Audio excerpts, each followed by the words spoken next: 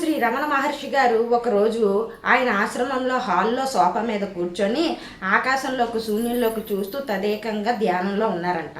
ఇంతలో ఆయన దర్శనార్థం వచ్చిన భక్తులు కొంతమంది నెమ్మదిగా ఇలా మాట్లాడుకుంటున్నారంట. దేని గురించి అంటే శవవాహకుల పుణ్యం గురించి మాట్లాడుకుంటున్నారంట.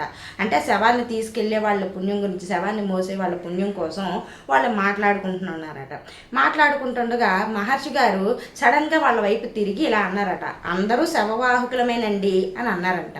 ఆ మాటకి ఆ మాట్లాడుకుంటున్న వాళ్ళతో పాటు హాల్లో ఉన్న వాళ్ళందరూ కూడా చాలా ఆశ్చర్యపోయారంట. ఆ మాటకి వాళ్ళు ఆశ్చర్యపోవడం చూసి మహర్షి గారు ఇలా అన్నారంట, అంతే కదండి, అందరూ శవవాహకులమే, ఎవరి శవాన్ని వాళ్ళు నేను నేను అంటూ మోసుకెళ్తున్నాం ప్రతిరోజు అని చెప్పి అన్నారంట. నిజమే కదండి, ఎంత చక్కగా చెప్పారో కదా మహర్షి గారు.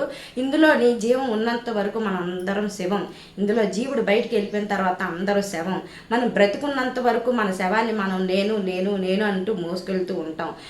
మనలో ఉన్న ఆత్మ బయటికి వెళ్ళిపోగానే మన శవాన్ని నలుగురు మోసుకెళ్తూ ఉంటారు. అందుకని ఆయన ఎంతో చక్కగా చెప్పారు. వాళ్ళు మాట్లాడుకున్న మాటలు ఆయనకి తెలియకపోయినా ఆయన ఆత్మయోగి కాబట్టి, జ్ఞాని కాబట్టి వాళ్ళ మనసులో మాటలు వాళ్ళకి తెలిసి ఆయన చక్కగా చెప్పారు.